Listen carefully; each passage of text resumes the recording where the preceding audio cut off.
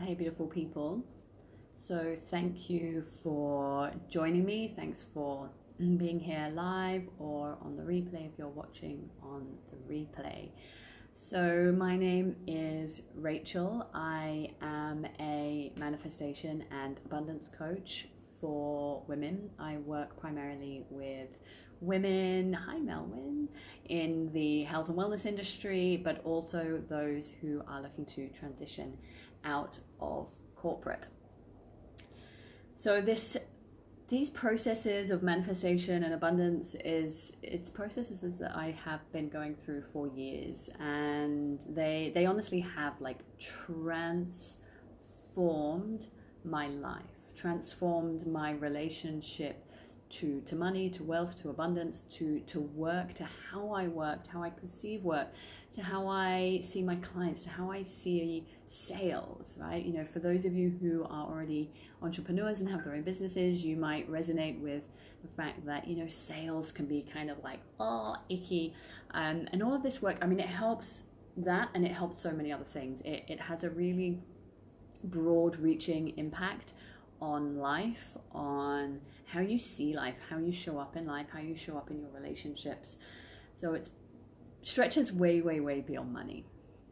But one of the things that I've noticed from being in the health and wellness industry for nearly a decade is that there is a pretty across the board bad relationship to money, wealth, abundance, prosperity, for many, many reasons. And it's really one of my missions, my life missions, to help particularly women through that, right? Because really help women to step into their power, to really step into their agency, their ownership of what they do, of who they are, and the fact that they're worth whatever it is that they want and desire. So I wanted to come in here today and talk really about some of my top tips for really like supercharging, stepping up, and getting into this manifestation and abundance process with more speed and efficacy than just simply reading The Secret, for example. So one of my biggest tips is thinking about the version of you that you are becoming. Think about the version of you who is at that next level, or that 5 levels up, or however you want to kind of conceive of this. But let's say you don't have consistent income. Let's say sometimes you make $1,000 a month, sometimes it's $3,000 a month on a really good month. Maybe it's more than that, but it's really consistent, and you really want to bring in whatever consistent 5K months, 10K months, whatever it is. The number's really kind of irrelevant. Think about that next version of you. And what can also help is think of somebody who you admire / aspire to be, maybe within your industry, maybe it's not specifically in your industry, but somebody that is really owning themselves, really knows themselves, is doing really well, and someone that you would like to emulate. So you could sort of think of both, think of one or the other. And the key here is really like act as if, like you've got to act as though you are already there, like you are already that up-leveled version of yourself. And if you're thinking of somebody else, it's like, imagine like, how do they behave? Like, what do they do? And so this doesn't mean, and I think where some people get this wrong is they're like, oh, right, so I've got to go out and start spending like I'm earning 10K months or 20K months. It's like, no, there's so much more that you can do beyond having the spending habits of somebody that is wealthier than yourself. So really think about it. And this can come down to the minutiae. Think about like that person who you are becoming, who you want to become, that person that you want to emulate. How do they stand? What's their posture like? How do they communicate? How do they show up in conversation? Are they somebody that kind of always like averts their eyes? Or are they somebody that is really comfortable maintaining eye contact? Is it somebody that's really confident in their skin, in their body, in the way that they communicate? Is it somebody that communicates from their heart unapologetically? Or is it somebody that's like, oh, I'm sorry, oh, shit, sorry, I'm treading on toes, oh. think about, like, there's so many ways that we can act as if, like, what are the habits and the patterns and the routines that next version of you has? Does that next version of you go to bed at 2 a.m. and wake up at 11 a.m.? Do they eat junk food every day? Do they not look after their body? I'm guessing they probably don't do those things. Like really think, like, get really a really clear picture. Like, in order to be that person, in order to be that person who, whatever it is, makes ... has a really thriving business. And this is relevant to all areas of our lives, for whatever we want to bring in. Like, who do you need to be? And start acting as if right now, not tomorrow, and certainly not once you are already there, because you're never going to get there by not being that person. You have to be that person right now in order for you to get to where you want to go. You're not going to get where you want to go by being the person that you've already always been. Otherwise, you'd already be there, right? Like, you've been doing you up until now, and it's got you as far as you are, you know, and kudos, brilliant. But if you want to be that person, there's a reason why you're not there already, and it's because you're not the person you need to be in order to get there. So you can subscribe to as many marketing courses or whatever it is that you want in order to get to where you want to be. But until you actually change your own patterns, your own habits, the way you show up in life, the way you communicate, how you hold and engage conversations, the confidence with which you walk, with which you stand, okay, that power that is inherent in all of us, that you really confidently own. Like, until you embody that, you're not going to get to where you want to be, okay? So really, this act as if is so important, and it's edgy, right? It's super edgy for a lot of people, right? And we'll tell ourselves amazing stories as to why we can't do those things, right? But ultimately, if you want to get to where you want to get to, you've got to change who you are. Okay, you've got to change the patterns and the habits, because they've got you this far, but they probably won't get you any further. Okay, and especially if you found yourself on a cycle, if you found yourself kind of being stuck, and one of my one of my experiences that I had for a long time was like, it's like I feel like I'm shackled, like I feel like I'm just kind of stuck, like I know there's so much potential inside of me, I just can't seem to like crack past it. And I realized as soon as I started taking more agency and ownership, and as soon as I started to change how I show up for myself, that's when I started to like continually break through these ceilings of what I perceived was possible for myself.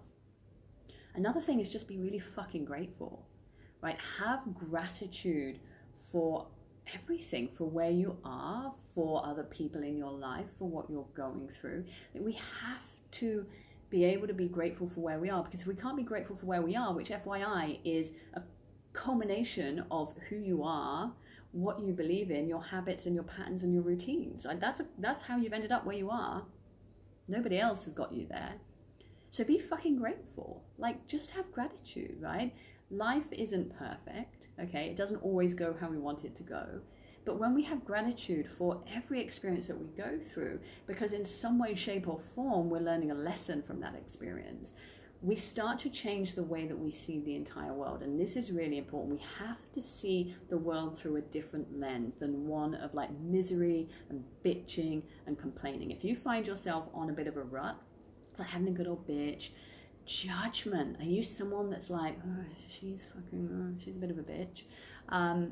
I love this analogy of like, whenever we judge, there's one finger pointed at the other person, but there's three pointed back at us. Judgment is always about you. It's never about the other person. I also love this analogy of judgment is like pouring poison for your enemy, hoping that they'll die, but you drink the poison instead. So all of these things, the bitching, the complaining, the judgment, it only serves to hurt us and really stop us in the tracks of anything that we're trying to bring in and manifest. Well, it will manifest the bad shit, basically, right? Like attracts like. So, even if you're somewhere where you don't really want to be right now, like, do everything with the best attitude. Like, prove yourself wrong. Like, prove yourself that you can do things as good as, like, do the best job. and we start to then excel, and then we start to grow out of where we are, and it kind of starts to get uncomfortable. And I also love this phrase of, we'll change when the pain of staying stuck outweighs the pain of moving forwards.